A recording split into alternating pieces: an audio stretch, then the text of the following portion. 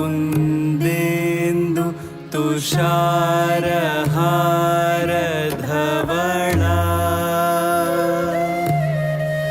या शुभ्रवस्त्रावृता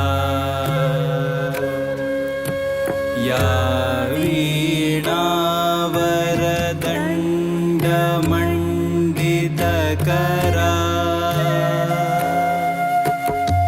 या श्वेतपद्मासना या ब्रह्माच्युत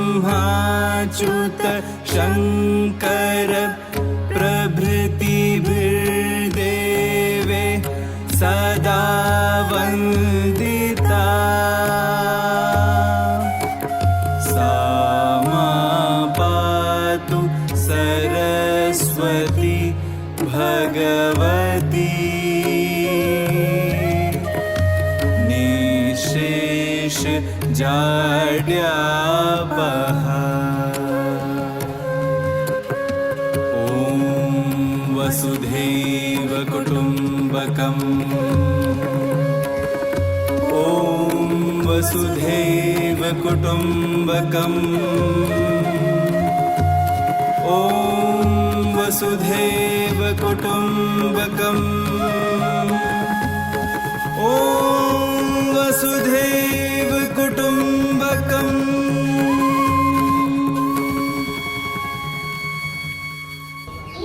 समाप्त हो गया है।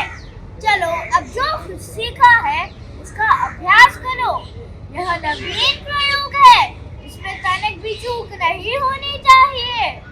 प्रणाम स्वीकार करें मुनिवर। सदा स्नेही बने रहें। कहे ऋषिगण किस प्रयोजन से आना हुआ? हे मुनिवर, नाट्य शास्त्र की रचना आपने की, जब से आपने की है तब से हमारे हृदय में कई प्रकार के प्रश्न उठ रहे हैं। हम उसका उत्तर लेने ही आपके पास आए हैं। पूछे, निसंकोच पूछे। गुरुदेव, नाट्य शास्त्र की उत्पत्ति कैसे हुई? इसका उद्देश्य क्या है? आपने बहुत अच्छा प्रश्न किया। यह प्रश्न केवल नाटक को नहीं बल्कि जीवन के सार को समझने का माध्यम है। जब त्रेता युग में मनुष्य काम और लोभ से वशीभूत होकर संघर्ष और अधर्म की ओर बढ़ने लगा, तब इंद्र ने ब्रह्मा जी से प्रार्थना की कि कोई ऐसा माध्यम हो जिसमें देखना और सुनना एक साथ हो, जिससे मनुष्य धर्म, अर्थ, काम और मोक्ष के मार्ग पर लौट सके। उसी के लिए ब्रह्मा जगत पिता ने नाट्य वेद की उत्पत्ति की, जिसके प्रयोग का शास्त्र नाट्य शास्त्र है। साधु साधु। लेकिन गुरुदेव, वेद तो ज्ञान के भंडार है, जगत का रहस्य छपा है इनमें। वेद स्वयं में ऋषि की मुक्ति के लिए पर्याप्त है, फिर नया वेद क्यों? इसलिए कि समस्त जन के लिए सुलभ हो। नाटक के माध्यम से सामान्य जन को शिक्षा के मार्ग पर, धर्म के मार्ग पर ले जाया जा सके। इसी मंगल उद्देश्य से चारों वेदों को मिलाकर ब्रह्मा जी ने पंचम वेद की रचना की। चारों वेदों के तत्व वो क्या है गुरुदेव? चारों वेदों के तत्व देखा था सपना। ये पाठ सुन रहे हैं आप नाटक का? इसमें ये जो गाना है ये साम वेद से लिया गया है और यजुर्वेद से अभिनय और अथर्व वेद से रस।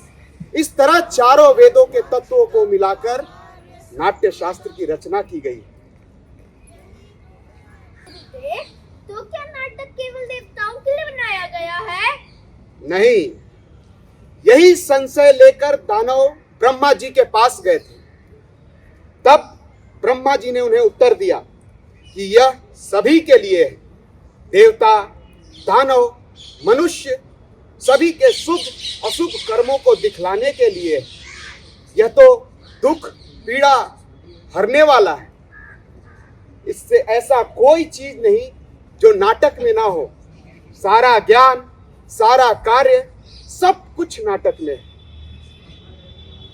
अद्भुत। समस्त सृष्टि का समाले लौकिक और अलौकिक बहुधर्मी सभी प्रतिनिधियों के भावों की प्रतिनिधि कला। हाँ, सभी कलाओं का प्रतिनिधि। हम कह सकते हैं कि ये सभी कलाओं का उद्गम है, या कह सकते हैं कि सभी कलाओं का संगम है। मुनिवर, नाट्य कला तो अद्भुत कला है, उतना ही जरूरी है जितना जीवित रहने के लिए सांस लेना। फिर हमारा समाज इसे गंभीरता से क्यों नहीं लेता? कला कर्म को अनावश्यक, अनपेक्षित क्यों समझता है? हम कलाकार हैं, नीति के नियंता नहीं। हमारा कर्म कला करना है, यही हमारा धर्म है, और नीति के नियंताओं को इस पे विचार करना होगा, हमारे प्रयोग के लिए साधन और अवसर देना होगा।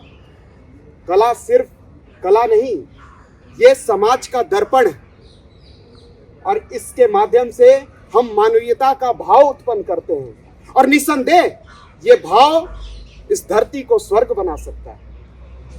निसंदेह मुनिवर, कलाहीन समाज तो पशुओं का समाज होता है। हाँ, इसी आशा और अपेक्षा के साथ ने नाट्य शास्त्र को पंचम वेद का नाम दिया है। चलिए, हमारे जो रंगकर्मी पुत्र हैं आप लोगों के लिए एक नाटक प्रस्तुति तैयार कर चुके हैं, तो आइए चलिए देखते हैं, नाटक का आनंद लेते हैं। वृद्धि हो इस राष्ट्र की, आशा सभी की पूर्ण हो, सृष्टि में आनंद की, जग में सदा संपूर्ण हो, धरती सदा फूले फले, ऊपर विमल आकाश हो, सज्जन रहे निर्भय सदा, दुर्जनों का नाश हो। उदारचरितानां वन्दे मातरम्, उदारचरितानां वन्दे मातरम्, सर्वे भवन्तु सुखिनः वन्दे मातरम्, सर्वे भवन्तु सुखिनः वन्दे मातरम्, विश्वबन्धुत्वभावनां वन्दे मातरम्, विश्वबन्धुत्वभावनां वन्दे मातरम्, योगः कर्मसु कौशलं वन्दे मातरम्, योगः कर्मसु कौशलं वन्दे मातरम्, वसुदेव कुटुम्बकं वन्दे मातरम्, वसुदेव कुटुम्बकं वन्दे मातरम्, वन्दे मातरम्, वन्दे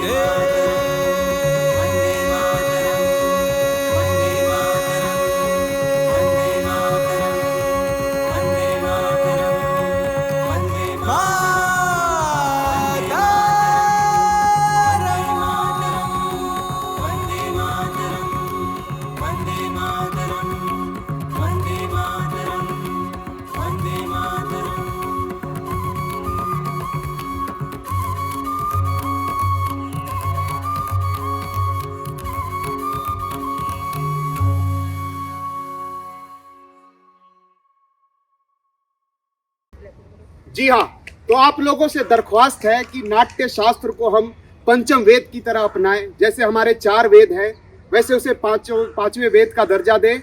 यही हमारा सूचना था। नमस्कार, धन्यवाद, सत श्री अकाल, प्रणाम। Thank you so much.